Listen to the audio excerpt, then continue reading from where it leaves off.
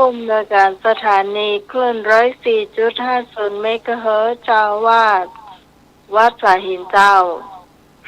กราบนมัสการพระอาจารย์เอาระพุทธโยนันเจ้าสวัสดีโยมพี่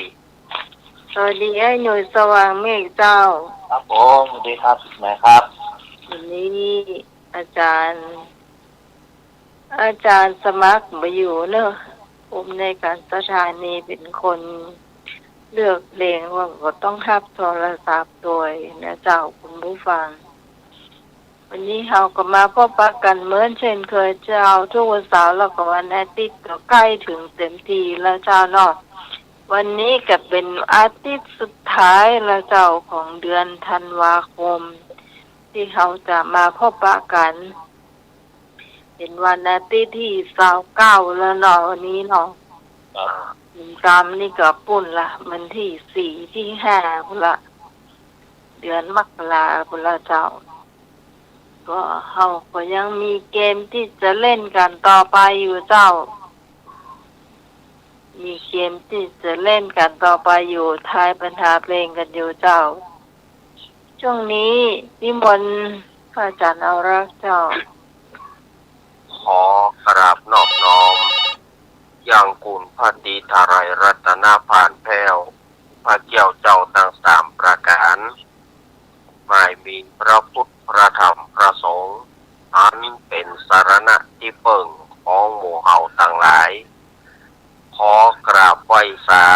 บุญญาบารมีธรรมท่านอาจารย์ท่านพระครูสมุวิศวัตวรติโยผู้อำนวยการสถานีวิทยุคลื่นพระพุทธศาสนาการศึกษาและวัฒนธรรม104.50 ท่านเจ้าอาวาสวัดไผ่หินพร้อมไปด้วยตังพระสงฆ์องค์เน้นทุกรูปทุกองค์ด้วยความเคารพอย่างสูงสุดยิ่งครับผมสวัสดีโยมพี่พิสมัยผู้ดำเนินรายการเจ้านมัสการเจ้าสวัสดีลุงนุยครับผมนมัสการครับครับ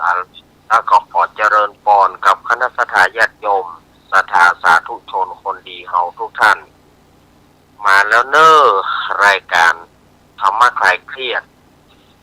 มาปะกันวันนี้เป็นวันอาทิตย์สุดท้ายของเดือนธันวาคมและก็สุดท้ายของปี2567วันนี้วันที่29ธันวาคม2567เดือน3เหนือเดือนอ้ายใต้แห่งมันนี่14ค่ำร่ำว่าเป็นเดือนดับวันนี้เป็นวันพระวันศีลเนาะรายการธรรมะคลายเครียดก็ได้มาปะกับศรัทธาญาติโยมเหมือนเช่นเคยต่างคลื่น104.50 แห่งนี้ปีใหม่นี้ศรัทธาญาติโยมมีโครงการจะไปทางใดพ้องไปทางใดก็ขอให้เดินทางโดยสวัสดิภาพและปลอดภัยกันกุกคนเนอเนาะเมาไม่ขับง่วงหลับอย่าไปมาเดี๋ยวนี้เปิ้นกฎหมายเปิ้นเข้มงวดนะ10 วันอันตรายเนอะศรัทธาญาติโยมระมัดระวังเนอะไปที่ไหนเนาะกินเหล้าเมายาอย่างก็เพื่อความเป็นห่วงเป็นใยเนาะต่อไปก็เจอลุงนุยได้ทักทายหูผู้ฟังดีกว่าเนาะ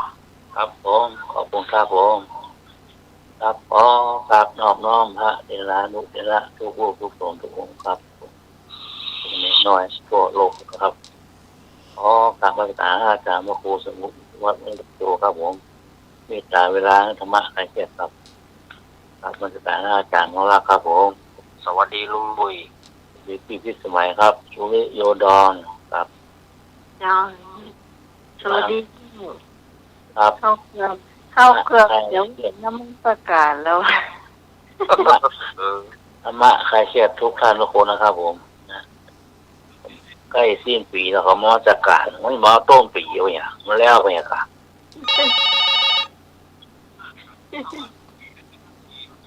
มาจัดการวันติดมันเมาใจลอยก่ะเชือกมัดไว้ก่อน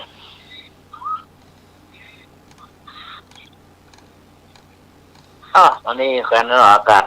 อุ่นๆเนาะ เริ่มเย็นมาละ เออครับ ลองเปิดหน้าต่างกะมาเชื่อ เริ่มเย็นมาละ หลังจากที่ตะคืนนี้รู้สึกอุ่น ครับ มาอุ่นนะพี่เย็น อุณหภูมิมันอุ่นเย็นเป็นบางแห่ง เท้าอันไปยังได้โอ้โหหายไปข้าง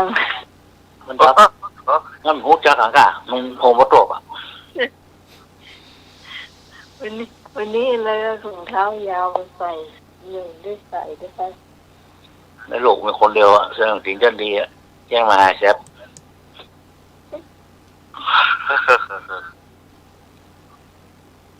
ใส่สั้นมาได้นะหรอกมันไม่จับกันมันไม่จับกันเนี่ย คะแนนก็ได้คนหลายร้อยแล้วเนาะครับ โอ้ เต็มกระเป๋าเนาะเพราะความเชื่อมั่น แต่คืนนี้หมดนะครับ คืนนี้ก็เล่นแบบนี้ก็ดีเหมือนกันที่ก็เอาไป ครับขอบคุณแม่ฮันพรเอราวันเดอร์ครับ อายุแข็งแรงสุขภาพแข็งแรงครับ เจ้าที่ถอนเอราวั ทำบุ ณ ญด้วยกันเนาะทำบุญทหารนี้ยุค เนาะเอามา300 บาทแต่ว่าต้องก็ไปใส่ชื่อเดี๋ยวก็บอกน้องใหม่ทำไมเนาะ ครับ โอ้เบอร์ละเนาะ ครับ ด้วย เป็นด่วน เจ้า เป็นยังกันเอง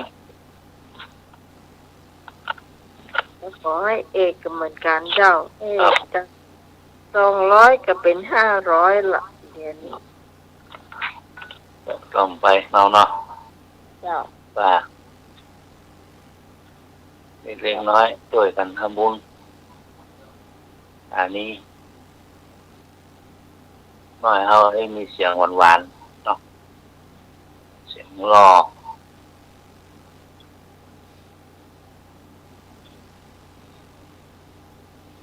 เปิดมา โอ้ เท่านั้นจะมานอกนี่ ยาวของมันดอกเนาะยาวปูนวะดอกสันทรายโอ้ปลาซางวะดอกสวยหอมปล่อย